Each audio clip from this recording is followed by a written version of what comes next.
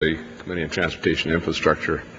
I'm sorry, the chair couldn't hear the gentleman. Claim the time for the Committee on Transportation and Infrastructure and yield myself such time as I may consume. Gentleman is recognized.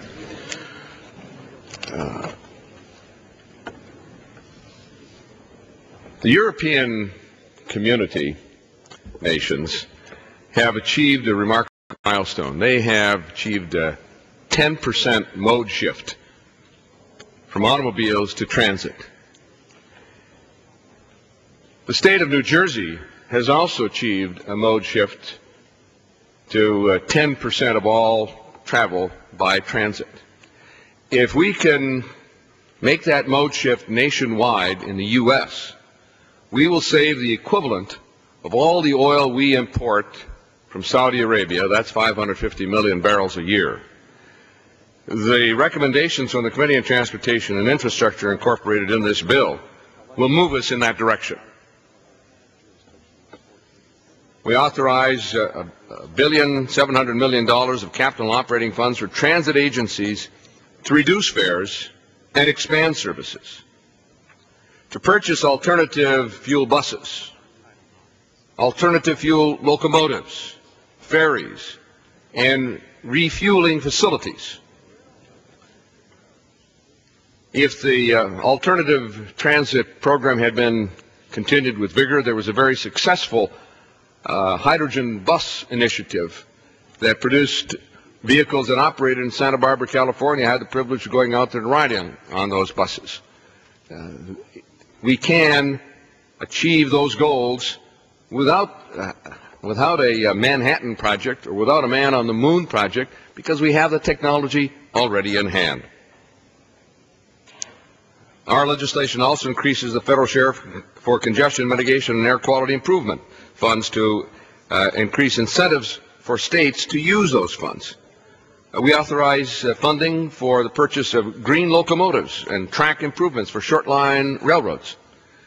The private sector rail companies have had great success with their green goat switch engines in makeup yards for freight rails, producing vastly less particulate and CO2 NOx in those areas which are very close to habited communities that feel mostly the effect of the noise and the air pollution.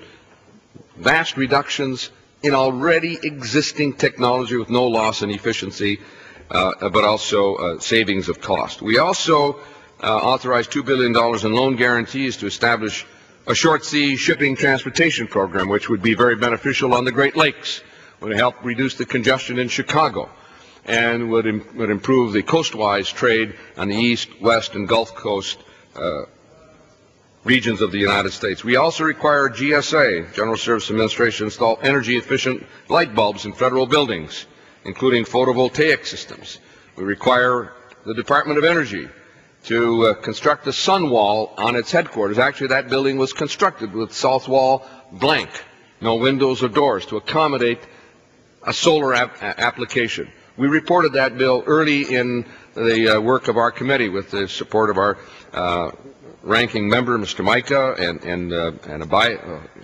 an enthusiastic bipartisan vote in the committee to use money out of the public building funds, build that wall, so that at the end of the day, the Department of Energy will pump excess electricity into the Pepco grid system and run all the elevators, escalators, computers, lights, anything that runs on electricity by photovoltaics. We already have the technology. We need to do that.